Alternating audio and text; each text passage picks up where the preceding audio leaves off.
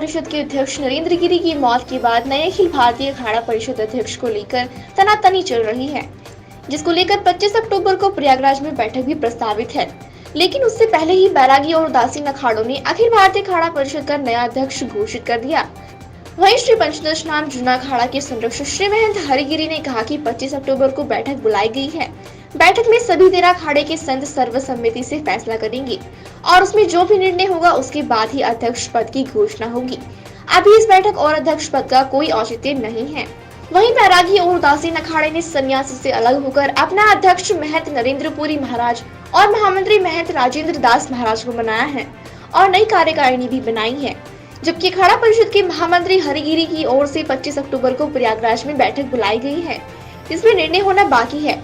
आपको बता दें कि 20 सितंबर को अखाड़ा परिषद के अध्यक्ष श्री महंत नरेंद्र गिरि ब्रह्मलीन हो गए थे।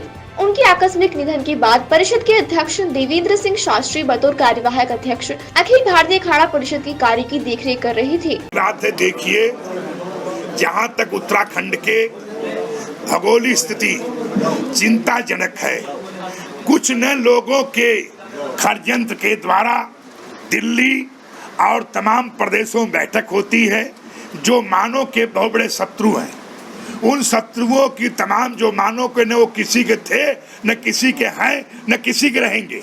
उनका इतनी काम है कि 50 लोग मर जाएं तो मेरा समाचार छप जाएगा।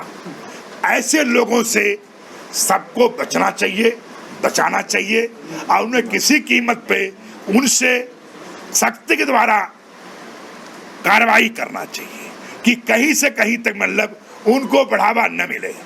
कुछ हमारी कमजोरियां, हमारे लोगों का निष्क्रियता, हमारे लोगों की चिंतन के कारण कि जिस तरीके से उन्होंने क्या चयन कर रखा है, पिथौरागढ़ में जिसका मकान का दाम 10 लाख रुपया है, हमें वहां पे 1 लाख रुपये मिल सकता है। जो जमीन उत्तराखंड के भाव के सर्कल रेट वहां पे 5000 है, वो मेरे को 100 रुपये मीटर पर जमीन का पैसा देने बाद मिल सकता है। इस तरीके से उन्होंने इसकी भावनाओं का फायदा उठाने के लिए एक षड्यंत्र के द्वारा, पलायन के द्वारा, चाहे वो बद्रीनाथ हो, केदारनाथ हो, चाहे ज्योतिषमठ हो, चाहे पिथौरागढ़ है, आप देख रहे हैं किस तरीके से वो लोग पैसा कहां से आ रहा है, बाहर से आ रहा है, सब कुछ बाहर से दिया जा रहा है। एक योजनाबद्ध से उन्हें 10 लाख रुपए देके 5 लाख रुपया देकर वहां बसाया जा रहा है। फिर उनका मुख्यालय किसका बनेगा? उन मिलिटेंटों का। उन जो लोग हैं मानव के शत्रु, वो वहां पे राजधानी बनाना चाहते हैं। ये एकांत भी है और कश्मीर का दूसरा डुप्लीकेट कॉपी भी है। हिमाचल में उनको जगह नहीं मिल पाई और जगह राज्य में नहीं मिल पा रही है। उत्तराखंड को वो जानते हैं शांत प्रदेश है और इसमें तमाम चीजें गतिविधि राष्ट्र के खिलाफ षड्यंत्र रचने के लिए वो पूरी तरह से जानते हैं कि हम सफल हो सकते हैं। इस कारण से हमारी चिंतन थी, हमारी सोच है कि हमारे लोग जो वहां से जिस कारण से आ रहे हैं वो कारण नष्ट किया जा और नहीं किसी भी जगह संख्या बल का महत्व था और है और रहेगा। विधि से आपकी संख्या बल पहाड़ से पलायन हो रहा है, वो चिंताजनक भयंकर है।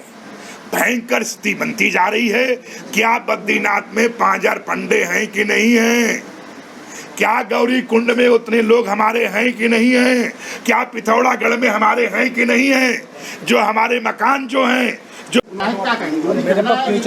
पहली बात है वो क्या करते नहीं करते हैं वो स्वतंत्र है, मगर जो नियम कानून है, किसी भी मीटिंग, किसी भी व्यवस्था, किसी संगठन के लिए 3 दिन, 8 दिन, 15 दिन या 3 महीना पहले एजेंडा जारी होता है और जारी होने के बाद उस पर कुछ विचार होता है।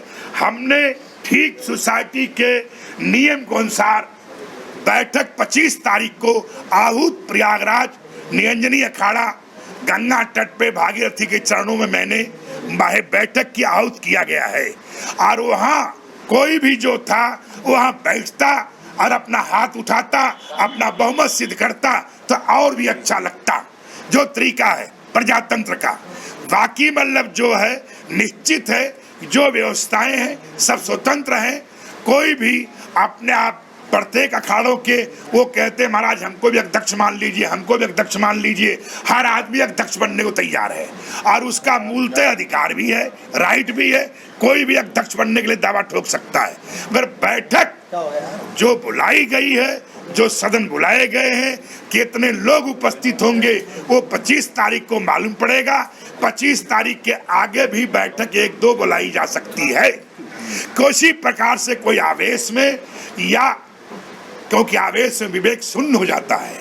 अब विवेक शून्य होने के बाद कभी निर्णय उचित होता है, कभी नहीं होता है। इसलिए अनेक प्रकार का कोई भी चीज हो, बहुत ठंडे, बहुत अस्थिर, बहुत ठंडे दिमाग से विचार करना चाहिए। हरिद्वार में वैष्णो अखाड़े थे, क्या क्या बोले हैं, क्या नहीं बोले हैं, सारे हरिद्वार के लोगों को जानकारी है। वो कब अलग हो जाते हैं, कब साथ हो जाते हैं और कब क्या कर देंगे, हम उनके बारे में बहुत टिप्पणी नहीं करना चाहता हूँ। क्योंकि स्वतंत्रता उनका अधिकार था अलग होने का भी, और कुछ लोगों के सामने होकर, क्योंकि उनका एक ही लक्ष्य था कि अखाड़ा परिषद को कैसे नुकसान पहुंचाया जा, अखाड़ा परिषद कैसे बदनाम किया जा, अखाड़ा परिषद कैसे धज्जी उड़ाया जा, ये उनका प्लान है।